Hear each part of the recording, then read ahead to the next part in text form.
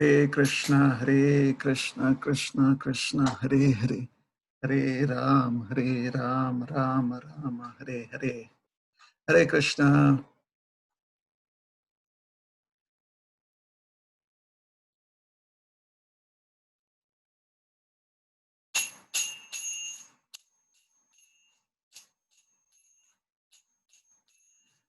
Jaya Radha Madhava Kunja Bihari. Jaya Radha Madhava Kunja Bihari.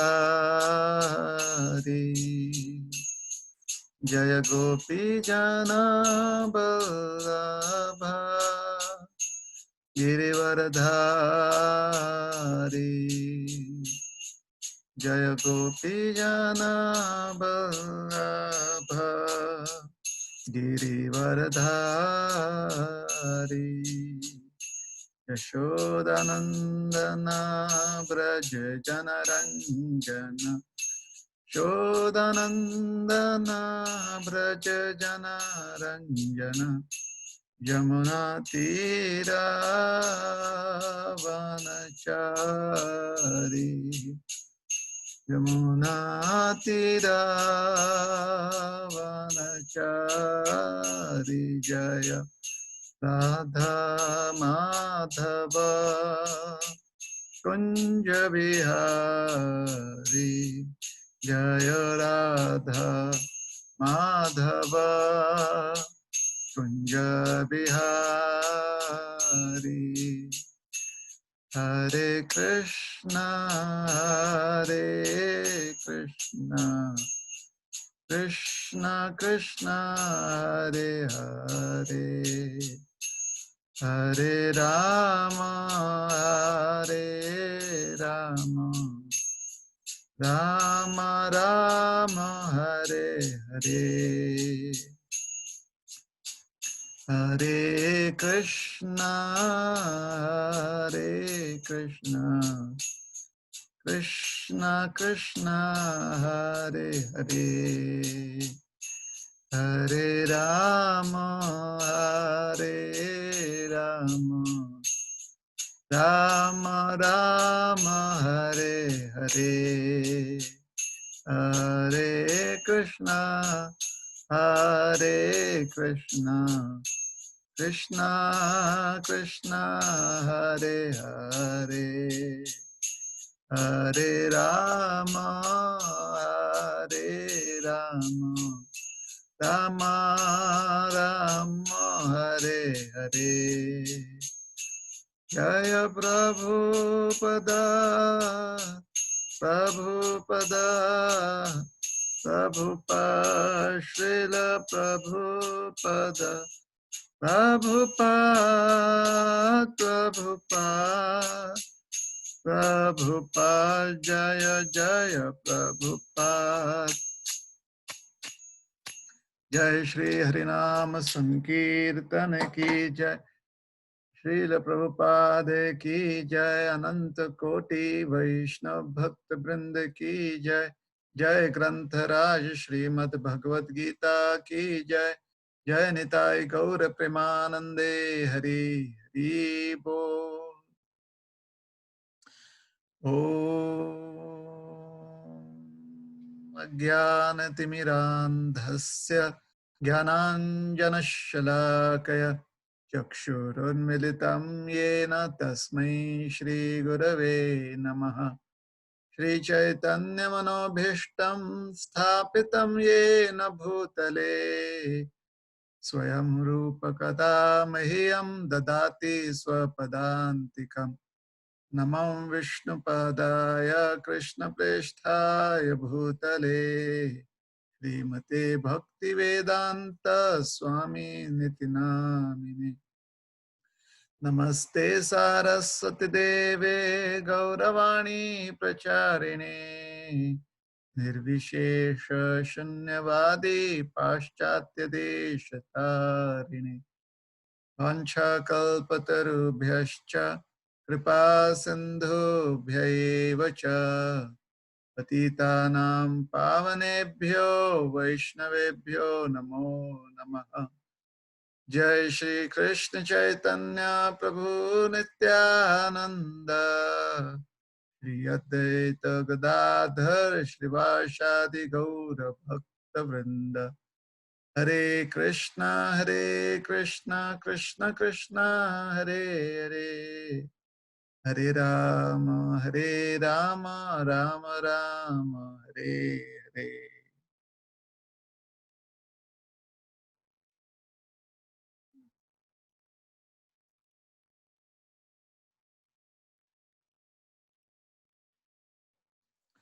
ग्रंथराज Shrimad Bhagavatam, क्षमा कीजिए, ग्रंथराज श्रीमद् भगवत गीता अध्याय 6, शीर्षक है ध्यान योग, श्लोक क्रमांक 33। अर्जुन उवाच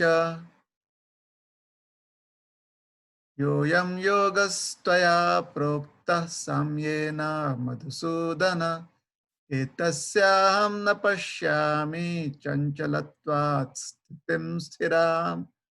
अर्जुन उवाच योऽयं योगस्त्वया प्रोक्तः साम्येन मधुसूदन, एतस्याहं न पश्यामि चञ्चलत्वात् स्थितिं स्थिराम्। अर्जुन उवाच योऽयं योगस्त्वया प्रोक्तः साम्येन मधुसूदन, एतस्याहं न पश्यामि चञ्चलत्वात् स्थितिं स्थिराम्।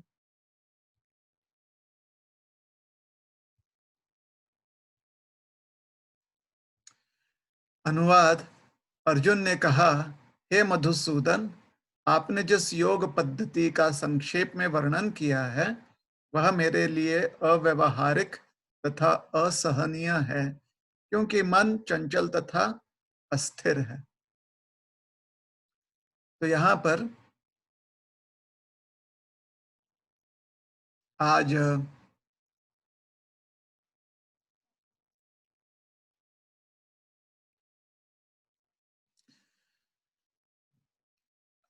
हम 6वें अध्याय से श्लोक क्रमांक 33 पर चर्चा कर रहे हैं, जहां अर्जुन जी अपनी प्रतिक्रिया व्यक्त कर रहे हैं। श्री भगवान से कहकर अपनी प्रतिक्रिया यहाँ पर अर्जुन जी व्यक्त कर रहे हैं। अर्जुन जी कह रहे हैं,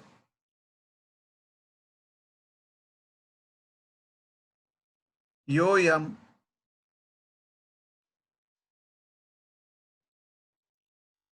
यह, अयम, अर्थात ये जो प्रणाली आपने हमें समझाई है, ध्यान योग की प्रणाली, जिसकी शुरुआत होती है कि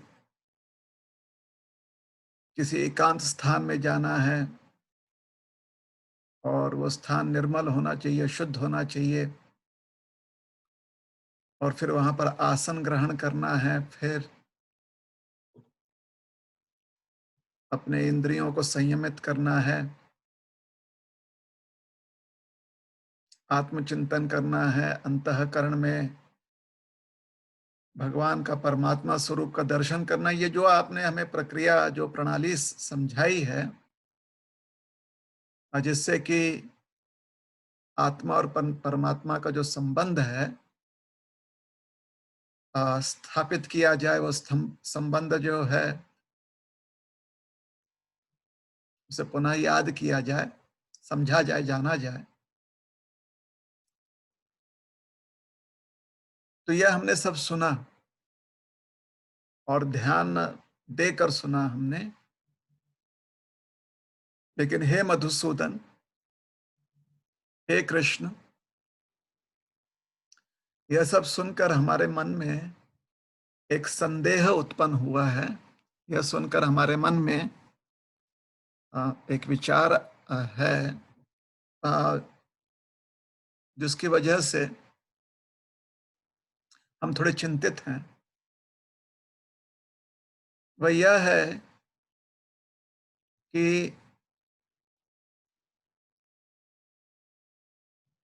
आपने जो बताया वो तो सही बताया। प्रोक्तः त्वया प्रोक्तः, आपने जो समझाया है, बहुत अच्छा समझाया है। साम्येन, और आपने समझाया है कि इस प्रकार से मन को स्थिर करते हुए और परमात्मा में ध्यान लगाते हुए व्यक्ति को साम्येन, हर परिस्थिति में समतौल रहना चाहिए, समान वृत्ति रखनी चाहिए सबको। अ, ने समान वृत्ति रखनी चाहिए सभी के साथ, सभी वस्तुओं के साथ, सभी व्यक्तियों के साथ, पदार्थों के साथ। तो ये जो आपने समझाया है साम्येन, उसके संदर्भ में एतस्य अहम न पश्यामि, उसके संदर्भ में हमें नहीं लगता है कि हम यह कर पाएंगे। एतस् अहम न पश्यामि, एतस्य अहम न पश्यामि। तो किस बारे में साम्येन यहाँ पर कहा गया है? ध्यान योग की प्रक्रिया के अनुसार साम्येन मतलब हर जीव में अपने आप को देखना, अर्थात अपना जो जैसा स्वरूप है वैसा ही स्वरूप देखना, सर्वत्र जो है परमात्मा का दर्शन करना, अपने अंतःकरण में भी परमात्मा का दर्शन करना, अपने आप में दूसरे जीवों में भेदभाव नहीं करना। ये जो सारी बातें बताई गई हैं, अर्जुन जी कहते हैं कि इन बातों के बारे में विचार करके ऐसा प्रतीत हो रहा है, हमें लग रहा है कि शायद हम कहीं पर कम पड़ जाएंगे। सबसे पहली बात कि हमें यहाँ पर अपना कर्तव्य करना है। युद्ध भूमि है, यहाँ पर कर्तव्य करना है। अगर ध्यान योग में हमें स्थित होना है तो फिर हमें किसी एकांत स्थान में जाना पड़ेगा, तो कर्तव्य पालन होगा नहीं। और कर्तव्य पालन की बात अगर छोड़ भी देते हैं, यह विचार करते हैं कि हमारे लिए श्रेयस्कर क्या है, तो संसार में लिप्त होने से अच्छा है कि हम संसार से विरक्त हो जाएं, ये बात भी समझ में आती है। लेकिन फिर बात आती है कि संसार में सभी के साथ व्यवहार कैसे करना है, तो व्यवहार में समदृष्टि रखना है। तो हमारे सामने परिस्थिति ऐसी है कि युधिष्ठिर महाराज के साथ भी हमारा संबंध है, दुर्योधन जी के साथ भी संबंध। अब आप कहते हो कि दुर्योधन के अंतःकरण में भी हमने आत्मदर्शन करना है, आत्मा का दर्शन करना है, उनके अंतःकरण में परमात्मा का दर्शन करना है। और युधिष्ठिर महाराज के अंतःकरण में भी हमें आत्मा का दर्शन करना है और परमात्मा का दर्शन करना है। अपने अंतःकरण में भी वही करना है। जितने भी यहाँ पर योद्धा है, सबके साथ ऐसे ही व्यवहार करना है। तो युद्ध की परिस्थिति है, यहाँ पर युद्ध होने वाला है, कुछ ऊंच नीच तो होगी यहाँ पे। तो ऐसे परिस्थिति में संभाव रखना कितना कठिन हो जाएगा, बहुत ही ज्यादा कठिन हो जाएगा। तो आप जो कह रहे हो कि सर्वत्र मुझे देखो और सब चीजों को आप में देखो, युद्ध की परिस्थिति में या अभी जो परिस्थिति है उसमें अत्यंत कठिन हो जाता है ये करना।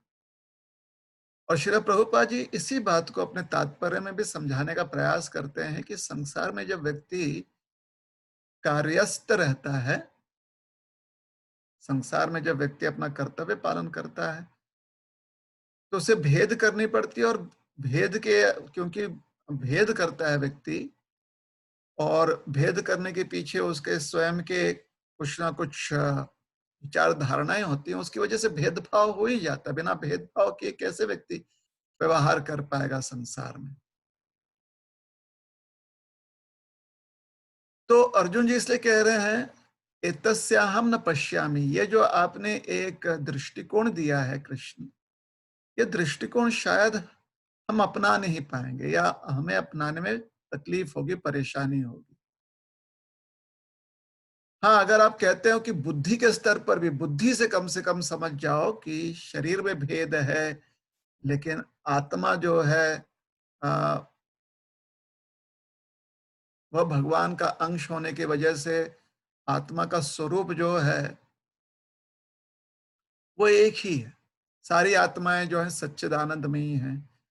तो आप कहते हैं कि बुद्धि के स्तर पर यह ऐसा दृष्टिकोण रखें, तो बुद्धि के स्तर पर अगर ऐसा दृष्टिकोण रखेंगे तो शत्रु और मित्र में तो संभाव हो जाएगा ना। तो अगर संभाव हो जाएगा तो युद्ध की परिस्थिति में शत्रु और मित्र में अगर भेद नहीं करेंगे तो फिर हमारा कर्तव्य पालन कैसे होगा?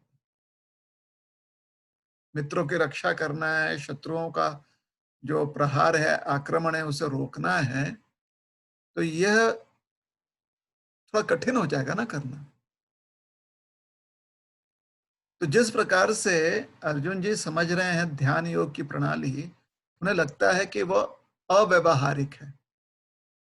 तो प्रभुपाद जी जब इस श्लोक का अनुवाद कर रहे हैं तो कह रहे हैं कि अर्जुन जी कहते हैं कि ये हमें अव्यवहारिक लग रहा है, हमें इम्प्रैक्टिकल लग रहा है। और इसे अम, मतलब कितने दिन तक आदमी ऐसा व्यवहार करेगा? सोचिए, उसकी बुद्धि जो है उसने अपने बुद्धि को स्थिर कर लिया। उसने अपने बुद्धि से समव्यवहार करना शुरू किया बुद्धि के आधार पर, है ना? तो कितने दिनों तक ऐसा व्यवहार करेगा? 2 दिन, 4 दिन, 6 दिन। उसके बाद पुनः उसकी बुद्धि जो है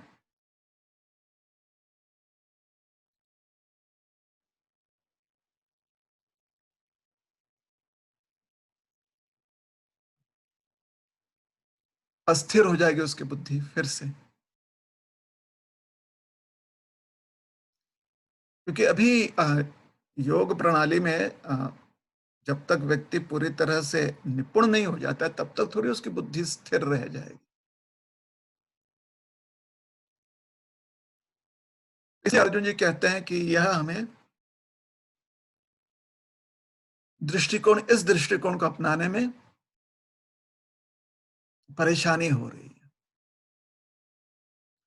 तो व्यवहारिक संदर्भ में अगर देखा जाए तो अष्टांग योग की प्रणाली थोड़ी सी थोड़ा थोड़ा वो जो है अष्टांग योग का जो प्रणाली है ना, वह थोड़ा सा अव्यवहारिक लगता ही है। अव्यवहारिक अर्थात इम्प्रैक्टिकल।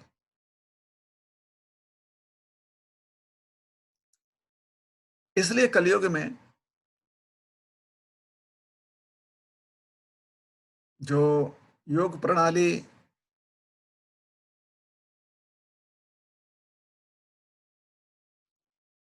हर जीव के लिए हर परिस्थिति में आसान है करना या योग्य है करना, वह योग प्रणाली है हरिनाम संकीर्तन का। कलौ तद हरि कीर्तनात्, हरि कीर्तन का। उसमें भी तो मन को एकाग्र करना ही है, किंतु मन को एकाग्र करने में हमें किसी एकांत स्थान में जाने की आवश्यकता नहीं पड़ती। संसार में रहते हुए अपना व्यवहार करते हुए व्यक्ति जो है योग सिद्धि प्राप्त कर सकता है। यह व्यक्ति भगवान के साथ जो उसका नित्य संबंध है वो बहुत ही घनिष्ठ रूप से स्थापित कर सकता है हरिनाम संकीर्तन करते हुए, जहां पर अपने व्यवहारिक कर्तव्यों को या अपने जो व्यवहारिक कार्य हैं उसे त्यागने की आवश्यकता नहीं पड़ती। तो इसलिए प्रैक्टिकल, आज के युग में प्रैक्टिकल यह सबसे प्रैक्टिकल जो है और जो आप लंबे समय तक कर सकते हो वह है भगवान का नाम संकीर्तन करना। तो अर्जुन जी यहाँ पर कहते हैं एतस्याहं न पश्यामि, वो हमें नहीं लगता है कि हम शायद ये कर पाएंगे। और उसके लिए और एक अर्जुन जी जो हैं कारण देते हैं, या उसके लिए एक ही कारण देते हैं, वो कहते हैं चंचलत्वात् स्थितिम स्थिरम। मन जो है अत्यंत चंचल होता है, मन जो है अस्थिर है।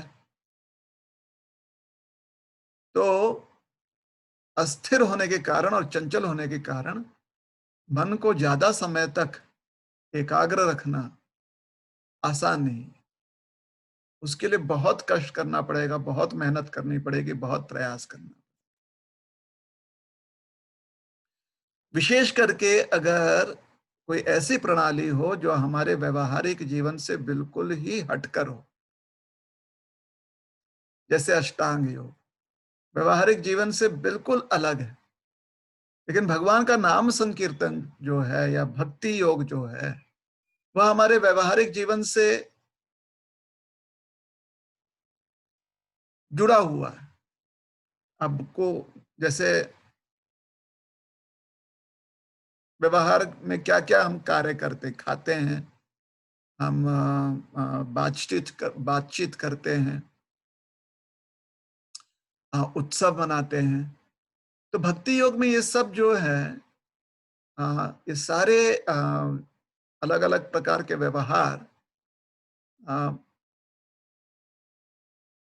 उन व्यवहारों को अपनाते हुए, उन व्यवहारों को अ,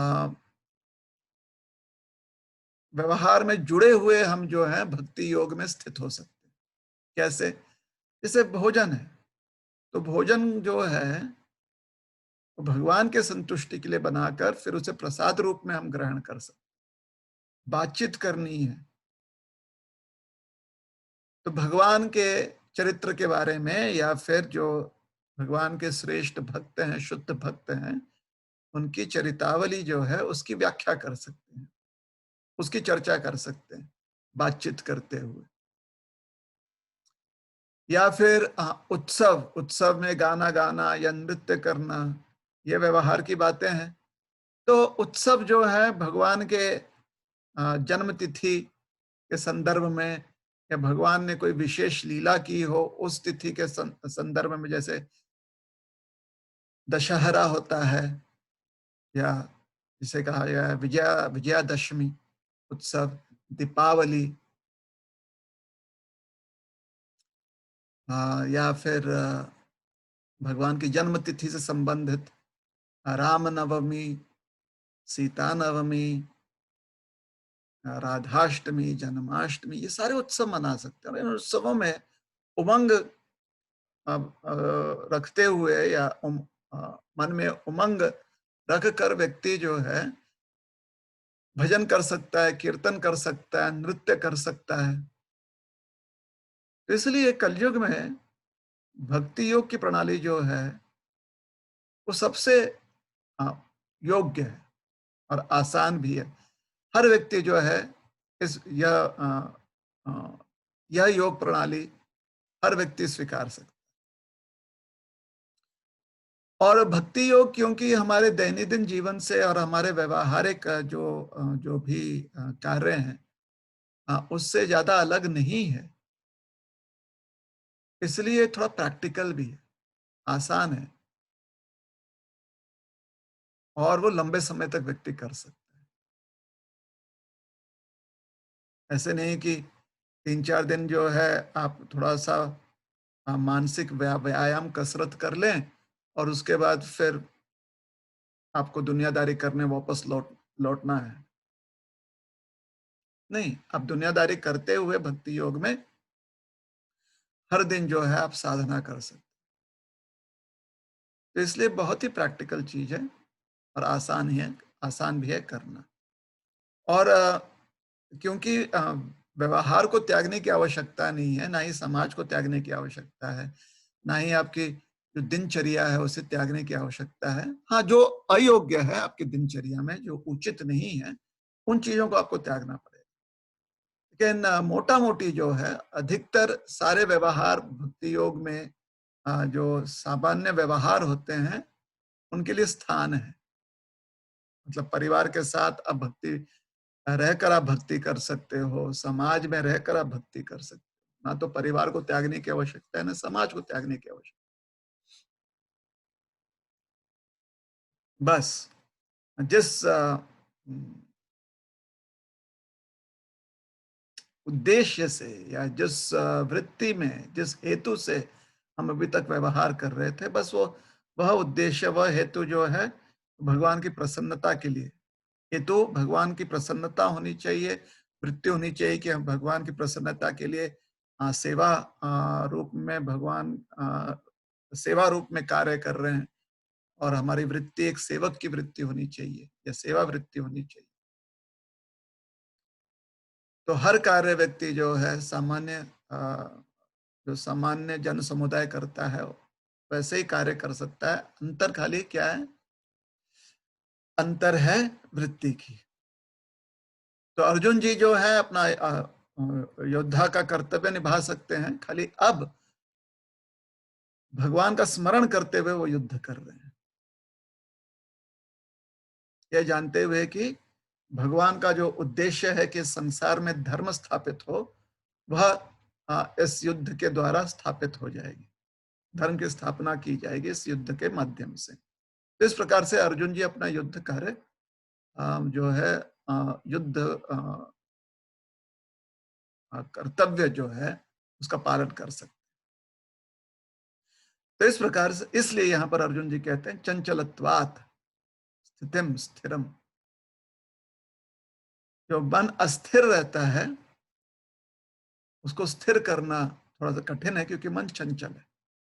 मन हमेशा जो है विचलित रहने का प्रयास करता है। खूब समय लग जाएगा, बहुत वर्ष लग जाएंगे मन को स्थिर करने में।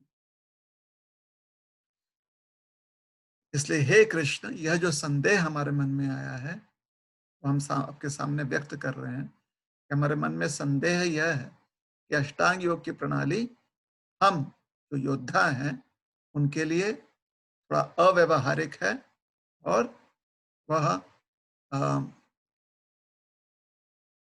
उसके लिए जितनी शक्ति लगेगी उसे लंबे समय तक मतलब जीवन भर उसको निभाने में शायद वो शक्ति, उतनी शक्ति अभी नहीं है। या योद्धा के रूप में हम शायद उसे उतना समय और उतना जो है उसमें अ, उतना समय ना दे पाए, उतना टाइम और एनर्जी ना दे पाए हम उसके लिए, क्योंकि हम योद्धा हैं। और ऐसे समदृष्टि जो है, जो अष्टांग योग को सफल होने में जो समदृष्टि प्राप्त करने की, सभी में आत्मा देखना और परमात्मा को सर्वत्र देखना और सब कुछ को परमात्मा में देखना एक योद्धा के लिए युद्ध करते हुए शायद संभव ना हो। क्योंकि जब योद्धा युद्ध करता है तो सामने उसके शत्रु होते हैं, और उसके साथ जो लोग होते हैं वो उसके मित्र होते हैं।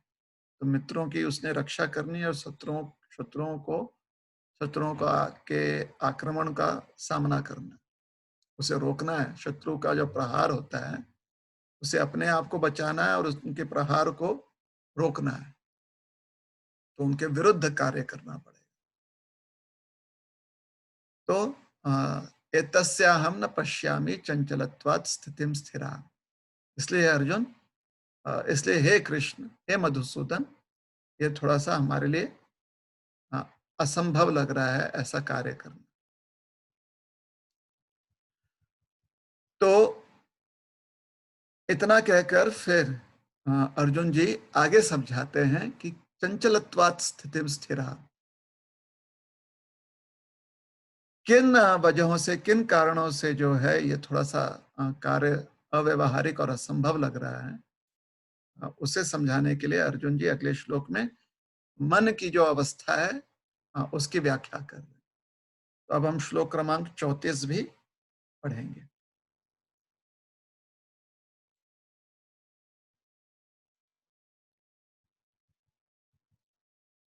चंचलम हे मनः कृष्ण प्रमाथे बलवदृढ़ तस्याहं निग्रहं मन्ये वायुरीव सुदुष्करम चंचलम हि मनः कृष्ण प्रमाथि बलवदृढ़ तस्याहं निग्रहं मन्ये वायुरीव सुदुष्करम चंचलम हि मनः कृष्ण प्रमाथि बलवदृढ़ तस्याहं निग्रहं मन्ये वायुरीव सुदुष्करम।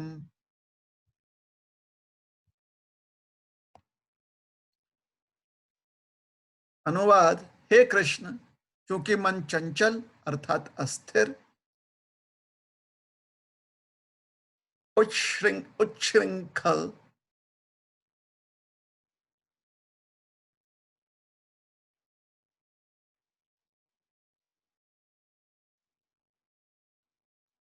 उच्छृंखल का अर्थ होता है प्रमाथी, मतलब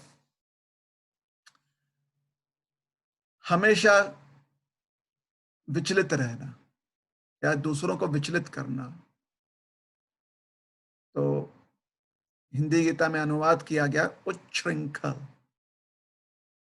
हे कृष्ण, चूंकि मन चंचल, उच्छृंखल, हठीला तथा अत्यंत बलवान है, अतः मुझे इसे वश में करना वायु को वश में करने से भी अधिक कठिन लगता है।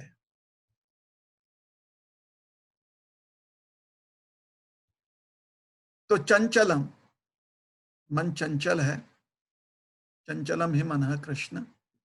तो मन की चंचलता से हर कोई वाकिफ है, हर कोई ज्ञात है मन की चंचलता से। कि अभी हम लोग बैठकर विचार विमर्श कर रहे हैं, चर्चा कर रहे हैं, लेकिन मन चंचल है, मन कहीं और जा रहा है।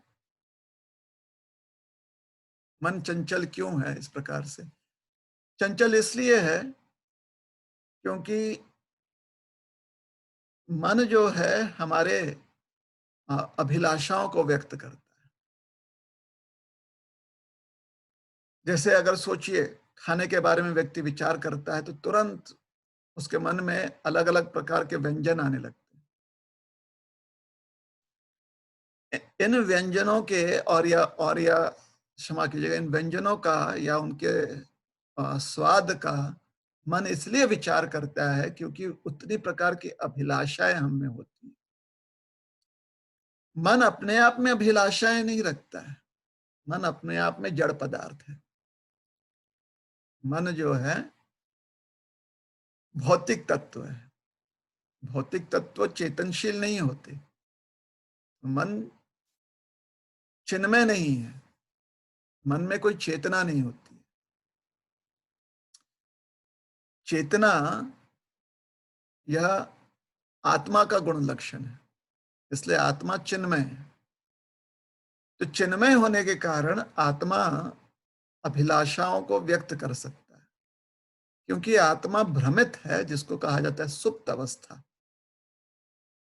अज्ञान के कारण आत्मा भ्रम में है, यह संभव है।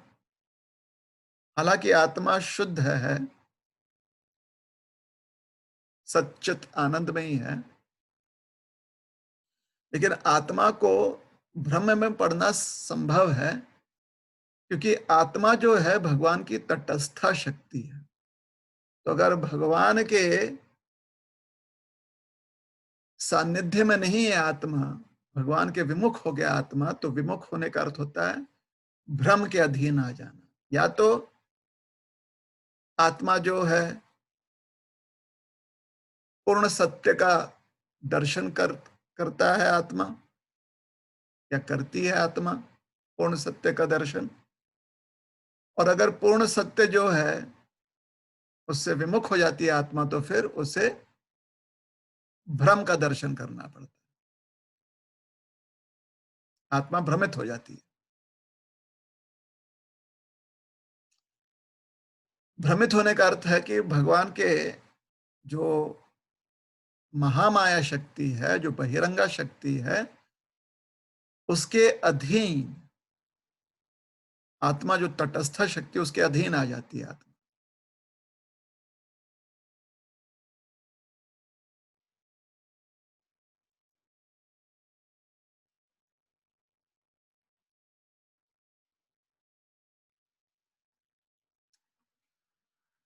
तो जब हम भगवान के बहिरंगा शक्ति के अधीन आ जाते हैं तो फिर उसके बाद संभ्रम हो जाता है। संभ्रम क्या है?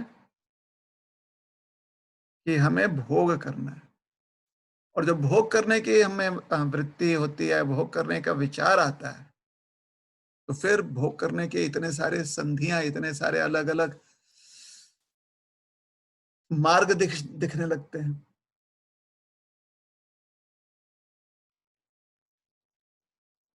फिर व्यक्ति जो है दाल में मूँग दाल, अरहर का दाल या फिर चने की दाल या फिर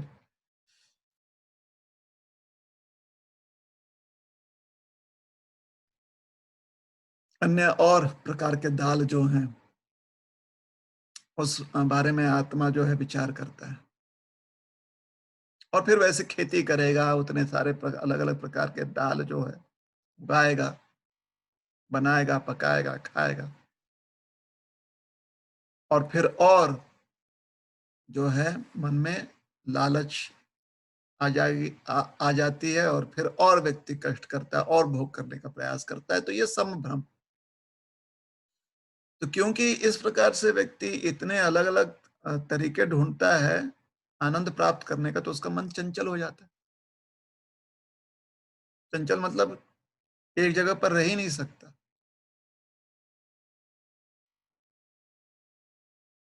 मन जो है मल्टीटास्किंग करते रहता है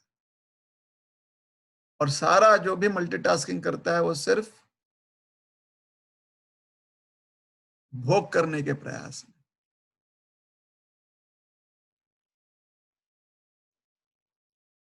जो विषया सुख है, बहिर्विषय। बहिर्विषय का अर्थ होता है जो इंद्रियों के विषय हैं, उससे सुख प्राप्त करने का प्रयास करता है मन। तो इसलिए मन चंचल है। हाँ, आप सोच लेंगे कि नहीं हम चाहें तो अपने मन को कंट्रोल कर सकते हैं। 1 दिन के लिए, 2 दिन के लिए, 3 दिन के लिए, 4 दिन के लिए, उसके बाद फिर से आपका मन अनकंट्रोल हो जाता है। उसके बाद फिर से आपका मन जो है अनियंत्रित हो जाता है। इसलिए पिछले श्लोक में अर्जुन ने कहा था कि ये अव्यावहारिक है वो, मन को इस प्रकार से नियंत्रण करना। सिर्फ योग प्रणाली के आधार पर मन को नियंत्रण करना। तो ऐसा मन जो है सिर्फ चंचल नहीं है, प्रमाथी। प्रमाथी का मतलब होता है खुद विचलित रहता है और दूसरे दूसरे चीजों को भी विचलित करता है। तो मन विचलित रहता है, मन विचलित रहता है तो इंद्रियों को विचलित करता है, इंद्रियों को विचलित करता है तो शरीर विचलित हो जाता है, शरीर विचलित होता है तो शरीर आराम नहीं कर सकता। शरीर जो है हमेशा तड़पते रहता है, इंद्रियां तरसते रहती हैं और इस प्रकार से हमारा जीवन जो है हमेशा अ, जीवन में उथल-पुथल होते रहता है।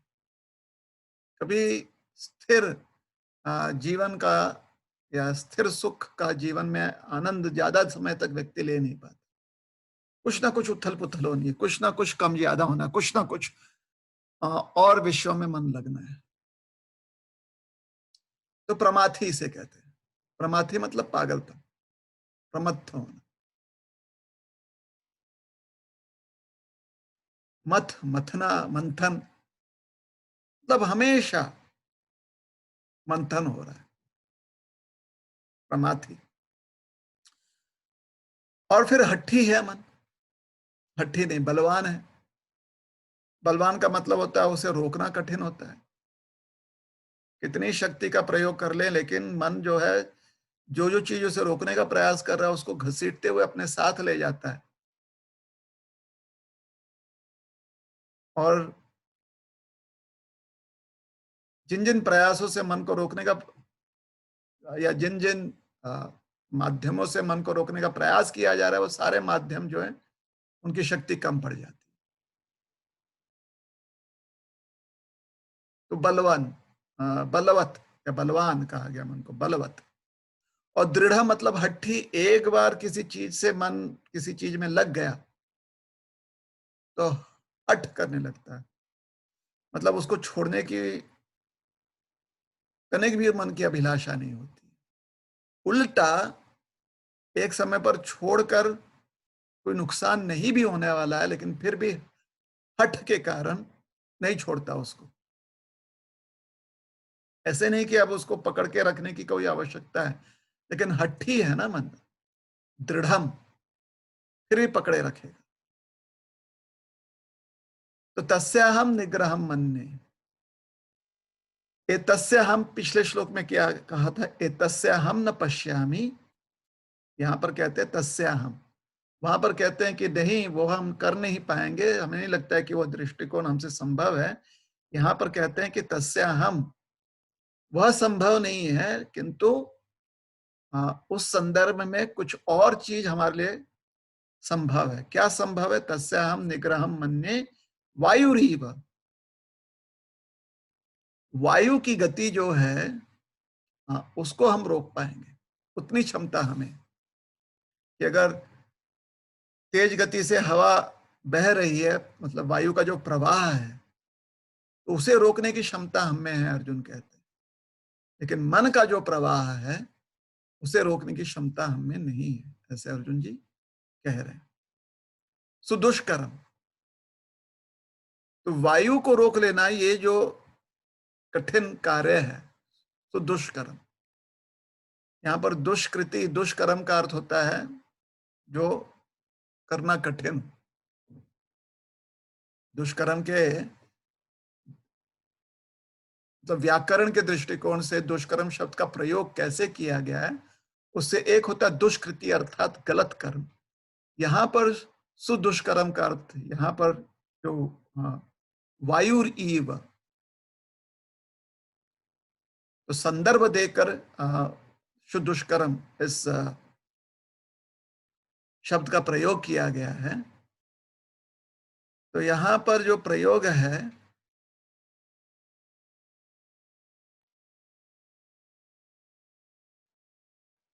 तो अर्थ निकलता है कि कठिन कार्य। दुष्कर्म मतलब कठिन कार्य। तो यहां पर गलत कार्य नहीं निकलेगा, अर्थ कठिन निकलेगा कि कार्य अत्यंत कठिन है।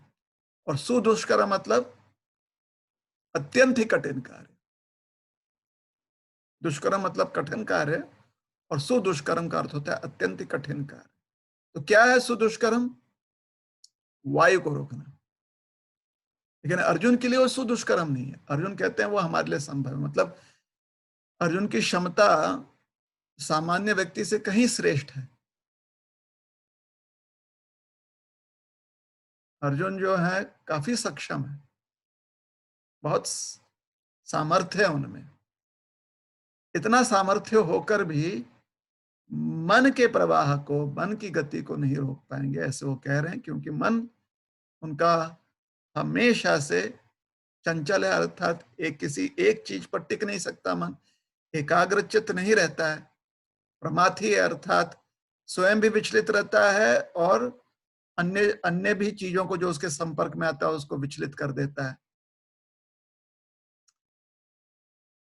अत्यंत बलवान है, कितनी भी शक्ति लगा लो कम पड़ जाती है उसे रोकने में। और दृढ़वान है, दृढ़ व्रत है। मतलब एक बार उसने किसी चीज को प्राप्त कर लिया या प्राप्त करने का विचार कर लिया, तो फिर वो हट करके उसे उस चीज को प्राप्त करेगा ही, हट करेगा वो। उसे कहते हैं दृढ़ व्रत या दृढ़वान। तो मन चंचल है, मन प्रमथनशील है, मन जो है बलवान है, और मन जो है दृढ़वान है। तो ऐसे मन के साथ ध्यान मुद्रा में बैठकर ध्यान करना मानो जैसे कि थोड़ा असंभव कार्य ही लग रहा है। तो अर्जुन जी कहते हैं कि उनके लिए बहुत कठिन है। इस संदर्भ में मन मन जो है, जो इतना प्रबल है, और किस प्रकार से मन को नियंत्रित करना अत्यंत कठिन है, इस संदर्भ में उदाहरण दिया जाता है। आचार्य उदाहरण देते हैं कि अगर सोचिए आपके पास सुई है, तो उस सुई से आप किसी भी कपड़े को भेद सकते हो, किसी भी अन्य पदार्थ को भेद भेद सकते हो। नुकीला होता है सुई, लोह से बना हुआ होता है या स्टील से बना हुआ होता है ना? धातु से बने होने के कारण और क्योंकि नुकीला है, तो किसी भी चीज को भेदना उसके लिए आसान होता है। लेकिन वही सोचिए कि कोई लोहा हो, लौह खांड हो, लोहा हो, तो लोहे को भेदना सुई के लिए संभव नहीं है, क्योंकि लोहे का जो प्रमाण है या जो उसका साइज है, उसके हिसाब से सुई जो है वो छोटा पड़ जाता है, उतनी शक्ति नहीं है। कागज, कपड़ा, रुई, लकड़ी, यह सब भेदने में सुई काम आ जाएगा, लेकिन लोहे को भेदने में सुई काम नहीं आता। लोहे को अगर भेदना है तो पहले उसे पिघलाना पड़ता है, फिर आप उसे भेद सकते।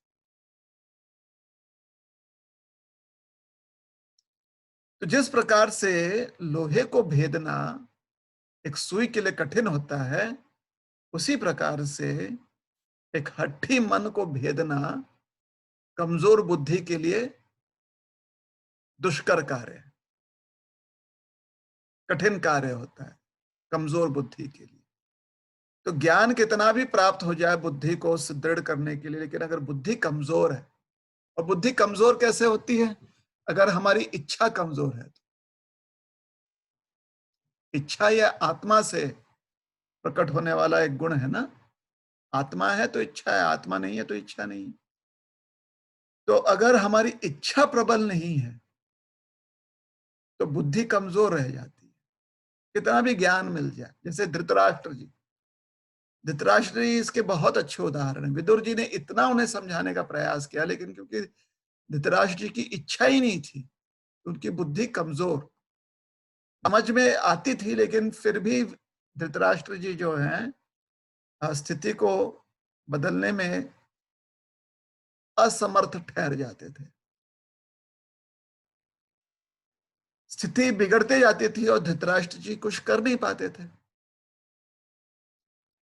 या हमारे दैनंदिन जीवन में अगर उदाहरण लिया जाए, ये तो अष्टांग योग की बात की जा रही है, लेकिन थोड़ा बहुत ध्यान करना तो हमारे लिए भी आवश्यक है। तो अगर हमारी इच्छा प्रबल नहीं है, सोचिए एकादशी का व्रत कर रहे हैं हम और उस दिन निर्जल कर रहे हैं, निर्जल एकादशी, निर्जला, लेकिन इच्छा प्रबल नहीं है, तो 4 घंटे व्रत करके होने के बाद जब प्यास लगती है, अगर इच्छा प्रबल नहीं है, तो प्यास लगे 2 घंटे हो जाए, 3 घंटे हो जाए, उसके बाद व्यक्ति तड़पने लगता है, क्योंकि इच्छा प्रबल नहीं। और अगर इच्छा प्रबल है तो व्यक्ति जो है सहन शक्ति द्वारा उस प्यास को सहता है, यह जानते हुए कि वो प्यास जो है उससे वो मर नहीं जाएगा। मतलब 24 घंटे अगर वो प्यास को सह लिया तो उससे उसकी मृत्यु नहीं हो जाएगी। इतना कमजोर नहीं है शरीर, इतना निर्बल नहीं है। तो ये तभी हो सकता है, बुद्धि तभी इस प्रकार से विचार करती है, बुद्धि तभी जो है सुदृढ़ होती है अगर इच्छा हमारी प्रबल हो। तो इच्छा ही प्रबल ना हो तो फिर बुद्धि भी कमजोर हो जाती, बुद्धि भी निर्बल हो जाती। और जब बुद्धि निर्बल है तो उस बुद्धि से जो मन अत्यंत हठी है, ऐसे हठे मन को भेदना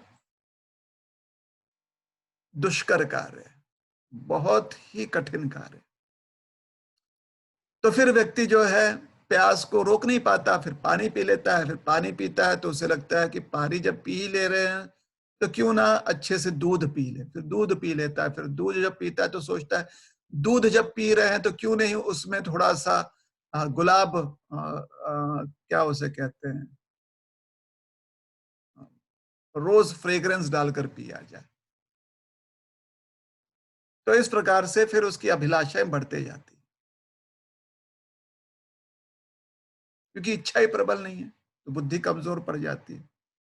तो अर्जुन जी जो समझा रहे हैं वह हमारे इच्छा के संदर्भ में समझा रहे हैं कि व्यक्ति की इच्छा जो है इतने आसानी से, व्यक्ति की इच्छा अभिलाषा अध्यात्म के संदर्भ में या आध्यात्मिक प्रगति के संदर्भ में इतने आसानी से हमारी इच्छा प्रबल नहीं होती ना। हमें लगता है कि कुछ छूट जाएगा, कुछ रह जाएगा, कुछ आनंद रह जाएगा इस संसार में। कभी कभी लोग पूछते हैं कि जीवन भर अगर आनंद कर लिया और फिर अंत समय में भगवान का स्मरण स्मरण किया तो फिर मतलब भगवान के स्मरण से हमें भगवत प्राप्ति हो ही जाएगी ना। तो पहले से ही जब वृत्ति थोड़ी सी, मतलब एक प्रकार की धूर्त वृत्ति है, हिपोक्रिटिकल बिहेवियर है हमारा, जानते हुए भी हम जो है सोचते हैं कि थोड़ा सा चालाक, अनुचित चतुराई दिखाना चाहते हैं कि संसार का पूरा भोग भी कर लें और फिर जाकर भगवान को हम समर्पण करेंगे। तो ऐसी चतुराई काम नहीं आती, क्योंकि एक बार भोग करने की आदत पड़ जाए तो अंत समय में भी भोग करने की ही आदत रहती है। हम भगवान में मन इतनी आसानी से नहीं लगा पाएंगे। तो आध्यात्मिक विकास के प्रति व्यक्ति की जो प्रेरणा होती है या उसकी स्फुरणा जो होती है वो इतने आसानी से आ, मतलब फोकस नहीं होती है, इतने आसानी से नहीं हो पाएगा वो। आप पूरे मन से मतलब पूरी तरह से इंस्पिरेशन प्राप्त करना, प्रेरणा प्राप्त करना, ये आसान नहीं होता। क्यों? क्योंकि आध्यात्मिक अगर आपको प्रगति करनी है तो आपको पता है कि उसका अर्थ होता है कि वैराग्य, विरक्ति आनी चाहिए संसार से। और संसार से विरक्त होने की अभी हमारी पूरी तैयारी नहीं होती। तो जब हमारी इस प्रकार हमारे तैयारी नहीं है पूरी तरह से इस संसार से विरक्त होने की, क्योंकि संसार में अभी भी थोड़ा बहुत भोग करने की हमारी अभिलाषा होती है, तो जब पूरी तैयारी नहीं है तो हम आध्यात्मिक प्रगति में कैसे एकाग्रमन एकाग्रचित हो पाएंगे? संभव नहीं है। तो जब तक व्यक्ति जो है विरक्त नहीं हो जाता है, रिक्त नहीं हो जाता है, भौतिक सुख अभिलाषा के प्रति रिक्त नहीं हो जाता हमारा मन, हमारा हृदय, तब तक आध्यात्मिक विकास बहुत धीरे धीरे व्यक्ति कर पाए। विकास की गति जो है बहुत धीरे होती है। दूसरी तरफ दूसरा और एक जो उदाहरण देकर समझाया जा सकता है कि सोचिए एक तूफान है। उस तूफान को आप एक घड़े में, एक मिट्टी के घड़े में बंद करना चाहते हो, कैसे संभव?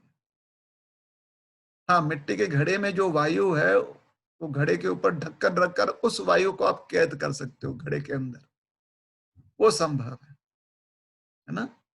एक डिब्बे में वायु जो है उसको आप अ, अ, ढक्कन लगाकर कैद कर सकते हो, तो थोड़े समय के बाद ऐसे, या एक कमरे में पूरे खिड़की दरवाजे पूरी तरह से एकदम सील कर दो तो उसके अंदर का जो वायु है वो कैद हो जाता है। जैसे कुछ समय के बाद, अगर 6 महीने 1 साल के बाद अगर दरवाजा खिड़की खोला जाए तो अंदर घुटन सी लगती है, क्योंकि वायु जो है थोड़ा परिवर्तित हो चुका है। कैद था ना वायु उसके अंदर, परिवर्तित हो चुका। लेकिन एक तूफान को किसी कमरे में या किसी मटके में, किसी बर्तन में ढक्कन लगाकर बंद करना, कमरे में दरवाजे और खिड़की सील करके बंद करना संभव नहीं है ना, क्योंकि तूफान जो है सब कुछ को उखाड़ कर ध्वंस कर देता है। तूफान तूफान में इतनी शक्ति होती है। तो यहाँ पर जब अर्जुन कहते हैं वायु रेव सुदुष्करम, तो कहने का तात्पर्य यह है कि जिस प्रकार से, हाँ, तूफान को रोकना अत्यंत कठिन होता है, उसी प्रकार से मन का जो तूफान है, उसे रोकना कठिन होता है।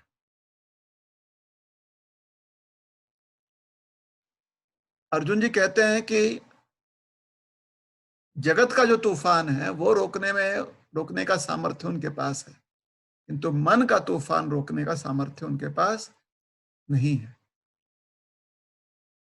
इस प्रकार से उनका मन एक ऐसा शत्रु है जिसका जिसका सामना करते हुए अर्जुन जी परास्त होते हैं। तो युद्ध तो अर्जुन जी कर लेंगे, लेकिन मन के साथ जो युद्ध करना है ध्यानग्रस्त होने के लिए, वो थोड़ा सा उनके लिए कठिन है। और उसका कारण है क्योंकि मन में मंथन होते रहता है, हमेशा से कुछ ना कुछ अलग अलग प्रकार के विचार आते रहते हैं, और इसलिए मन में एक पागलपन होता है। जैसे पागल का मन होता है ना, कभी एक जगह स्थिर नहीं होता, कुछ ना कुछ पागल सोचते रहता है। वैसे ही जो मन है वास्तव में एक पागल तत्व है, इतने सारे विचार मन में आते रहते हैं। और अगर मन में कोई बात आ गई कि हमें किसी इंद्रिय विषय में मन लग गया है,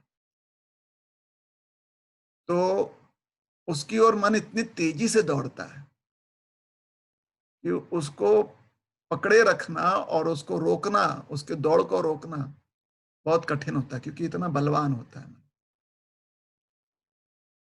एक बार मन में ये बात आ गई कि आप अब आपकी प्यास इतनी बढ़ चुकी है कि आपको पानी के बिना आप कुछ नहीं कर पाओगे, फिर आप देखिए अपने आप को रोक नहीं पाओगे, आप पानी ढूंढते हुए विचलित हो जाओगे।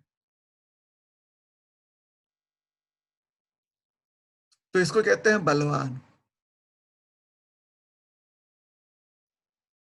और फिर हट्ठी, ऑब्स्टिनेट। उसके बाद जितने भी और एकादशी व्रत हैं, मन कहता है क्या जरूरत है। पिछला भी तो एकादशी आपने जो है जल युक्त किया था, जल पीकर, वो भी आपने एकदम मतलब रूह अफ़ज़ा डालकर आपने दूध पिया था, सिर्फ पानी ही नहीं। ये भी एकादशी ऐसे ही कीजिए, अगला भी एकादशी ऐसे ही कीजिए।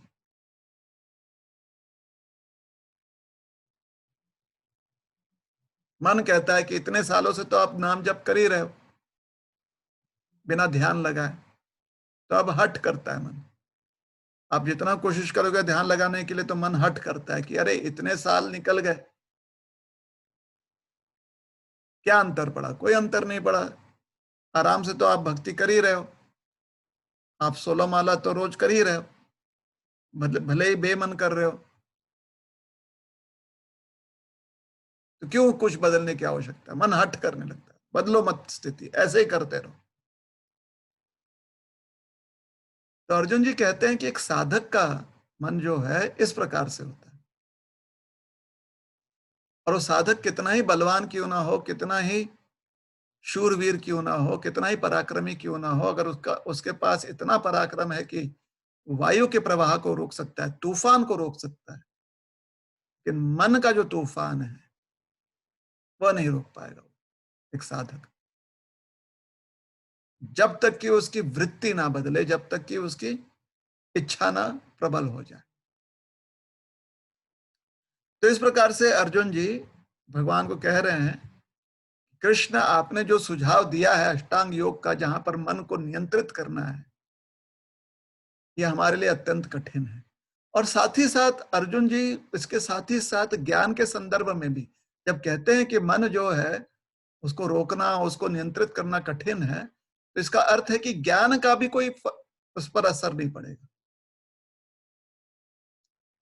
तो ज्ञान मार्ग या जो विरक्ति का मार्ग है, जो मन भोग विलास में लिप्त रह चुका है और अब उसके भोग विलास को हम नियंत्रित करने का प्रयास कर रहे हैं, तो इतने आसानी से वो मानेगा नहीं। दो दिन मानेगा, फिर 4 दिन जो है वापस अपनी पुराने आदतों में चला जाएगा, फिर 2 दिन मानेगा। इस प्रकार से जो है ना, मन ऊपर नीचे जो है उथल पुथल होते रहेगा जीवन में।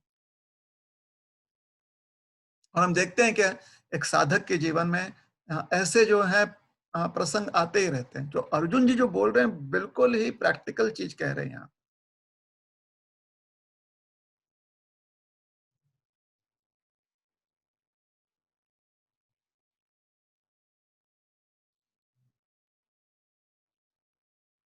तो अर्जुन ऐसा कह क्यों रहे हैं? क्योंकि भगवान ने ये सारी जो प्रणाली बताई थी, ये प्रणाली इसलिए बताई थी ताकि अर्जुन जो है अपने बुद्धि को इतना सक्षम बना ले अपने बुद्धि को, कि उस सक्षम बुद्धि से वो अपने मन को नियंत्रित कर ले।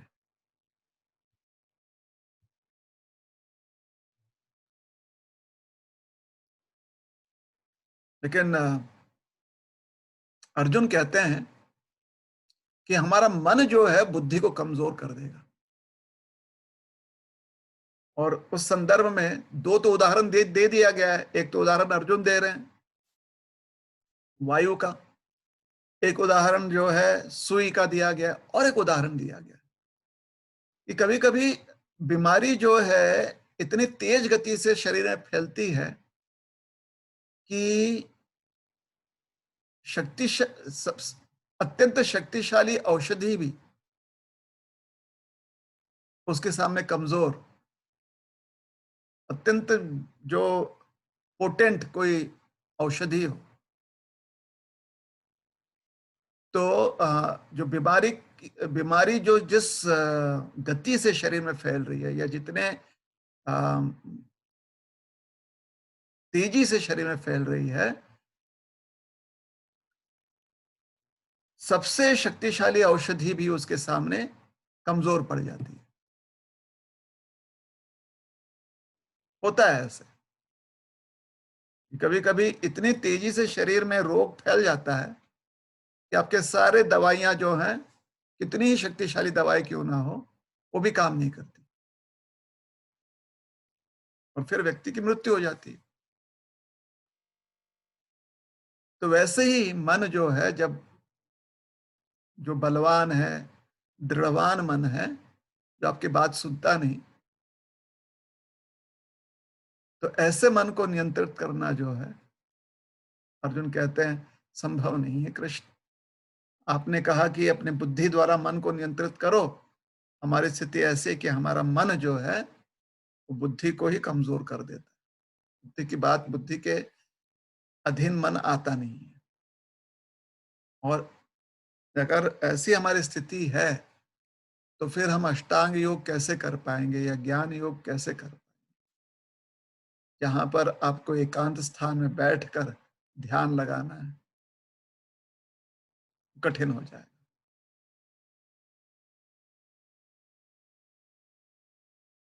तो अर्जुन जो तर्क दे रहे हैं वो तर्क बड़ा योग्य लग रहा है, और भगवान के सामने अर्जुन ने जो है ये तर्क किया है, भगवान से प्रार्थना की है कि मन में यह संदेह जो उठा है वो आपके समक्ष रख रहे हैं, इस संदेह का आप निवारण कर सकते तो कीजिए। जैसे भगवान को पिछले श्लोक में मधुसूदन कहते हैं, मतलब जो संदेह का निवारण कर सके। मधु एक राक्षस था जिसने ज्ञान जो है वेद के रूप में ज्ञान चुरा लिया था ब्रह्मा जी से, तो भगवान ने आकर मधु का अंत किया था, और ब्रह्मा जी को उनकी जो सूक्ष्म बुद्धि है, जो ज्ञान बुद्धि है, पुनः लौटा दी थी ब्रह्मा जी। तो इसलिए उन्हें मधुसूदन कहा जाता है। जब भी कहीं पर भी कोई संदेह आता है और एक भक्त भगवान से प्रार्थना कर रहा है कि उस संदेह को अ, भगवान नष्ट कर दें, तो भगवान को मधुसूदन नाम से संबोधित किया जाता है। और साथ ही साथ यहाँ पर 34वें श्लोक में कृष्ण नाम से संबोधित किया जा रहा है, जिसके दो अ, अर्थ निकलते हैं, जो मतलब ये दोनों अर्थ बड़े ही अनोखे हैं। एक अर्थ होता है कृष्ण, कृष्ण शब्द का, कृष्ण धातु से बना हुआ है शब्द कृष्ण। कृष्ण का अर्थ होता है आकर्षण। तो भगवान जो है, हमारे जितने भी अवगुण है, दुर्गुण है, वो सबको अपनी ओर आकर्षित कर लेते हैं और उसको नष्ट करते हैं। तो कृष्ण कृष्ण शब्द से वो अर्थ निकलता है। तो हमारा जो मन इतना अ, अ, गलत दिशा में बलवान है, दृढ़वान है, तो यह जो उसकी गलत वृत्ति है या दृढ़ता है, कृष्ण शब्द शब्द का अर्थ होता है कि उसे भगवान अपनी ओर खींच लेंगे और उसको परास्त कर देंगे। और दूसरा कृष्ण शब्द का अर्थ होता है कि मन को, हमारे मन को और हमारे चित्त को जो आकर्षित कर ले, वह कृष्ण है। तो हमारे दुर्गुण अवगुण को भी आकर्षित कर कर उसे नष्ट करना, और हमारे शुद्ध मन और शुद्ध चित्त को अपनी ओर आकर्षित कर कर उसको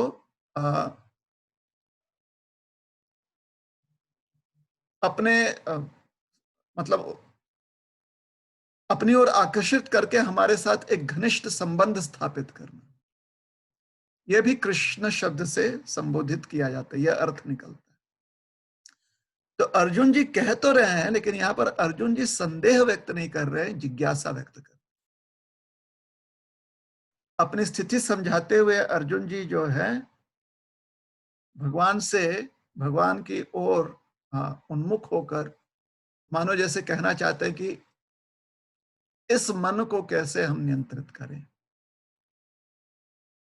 जो मन अष्टांग योग के लिए बिल्कुल भी योग्य नहीं है, उस मन को, और जो बुद्धि जो कमजोर हो चुकी है वो भी अष्टांग योग के लिए योग्य नहीं है, उस मन और बुद्धि का कैसे प्रयोग किया जाए, उस मन और बुद्धि को सुधारने के लिए क्या कर सकते हैं, ये बात आप समझाएं। तो ऐसे मन और बुद्धि को सुधारने के लिए क्या मार्गदर्शन भगवान देते हैं, ये श्लोक क्रमांक 35 में हम देखेंगे। ठीक है ना, आप लोग पढ़ सकते हैं आगे भी, और कल हम इसके ऊपर चर्चा करेंगे और उसका विश्लेषण करेंगे। तो टाइम हो रहा है 9:15, यहाँ पर हम रुकते हैं। अगर आपके मन में कोई प्रश्न है, कोई जिज्ञासा है, तो आप कमेंट सेक्शन में लिखकर भेज दें हम तक, हम उसका उत्तर देने का प्रयास करेंगे। साथ ही साथ कमेंट सेक्शन में कृपया करके अपने उद्गार भी व्यक्त कीजिएगा, अपनी प्रतिक्रिया भी दीजिएगा, अपने कमेंट्स भी देते रहेंगे, जिससे कि सभी को स्फूर्ति मिले, स्फूर्णा मिले, प्रेरणा मिले।